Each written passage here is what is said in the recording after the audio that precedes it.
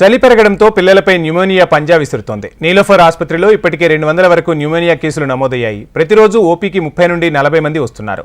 ఊపిరితిత్తుల్లో ఇన్ఫెక్షన్కు కారణమయ్యే pneumonia bacteria, virus, శిలీంధ్రాల వల్ల వ్యాప్తి చెందుతుంది. ఆరోగ్యం విషయంలో అప్రమత్తంగా ఉండాలని కిమ్స్ ఆసుపత్రి చిన్నపిల్లల వైద్య నిపుణులు సూచిస్తున్నారు. తీవ్ర జ్వరం, ఆయాసం, శ్వాస తీసుకోవడంలో ఇబ్బంది, శరీరం నీలం రంగులోకి మారడం లాంటి లక్షణాలు కనిపిస్తే వెంటనే ఆసుపత్రికి తీసుకువెళ్లాలని వివరించారు. మనం మామూలుగా సిమ్టమ్స్ ఏం చూస్తాము పిల్లలలో ఈ న్యూమోనియాస్తోని అంటే in general most common is fever, high grade fever వస్తుంది, full dehydration and they will have cough, cold, running nose, sore throat irritation ఉంటుంది, థ్రోట్ పెయిన్ ఉంటుంది, వాళ్ళు ఏం తినరు, ఏం తాగరు. సో ఇలా ఉన్నప్పుడు ఏం చేయాలి మనము అంటే ఫస్ట్ థింగ్ రాకుండా చూసుకోవాలి. రాకుండా ఏం చేస్తాము, ప్రొటెక్షన్ విత్